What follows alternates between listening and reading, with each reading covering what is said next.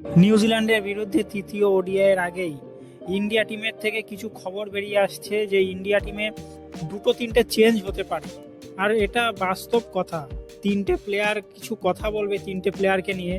এক তো রবীন্দ্র জাদেজা, দুই হচ্ছে নীতিশ কুমার রেড্ডি। নীতিশ কুমার রেড্ডি কোন দিক থেকে হার্দিক পান্ডিয়া রিপ্লেসমেন্ট এটা তো বোঝা যাচ্ছে না।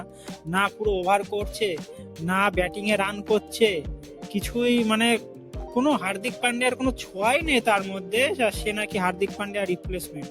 আর তারপর বলা যায় প্রসিদ্ধ কৃষ্ণা এক তো স্বামীকে বাদ দিয়ে দিল টিম থেকে, তারপরে সিরাজকে নিচ্ছে না, আর আর্শদীপ সিংকে সিলেক্ট করেও বেঞ্চে বসিয়ে রেখেছে, আর প্রসিদ্ধ কৃষ্ণাকে খেলানো হচ্ছে।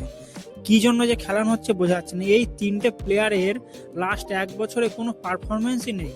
আর রবীন্দ্র জাদেজা টেস্টে যা খেলছে, কিন্তু বাকি ওডিআইতে কোনো পারফরমেন্সই নেই। অক্ষর প্যাটেলকে বাদ দিয়ে জাদেজাকে সিলেক্ট করা হয়েছে শুধু নামের জন্য। আর যেরকম রিপোর্টেডলি খবর বেরিয়ে আসছে, এই তিনজনের মধ্যে দুজনকে হয়তো চেঞ্জ করে বেঞ্চ থেকেও দুজনকে খেলানো হতে পারে।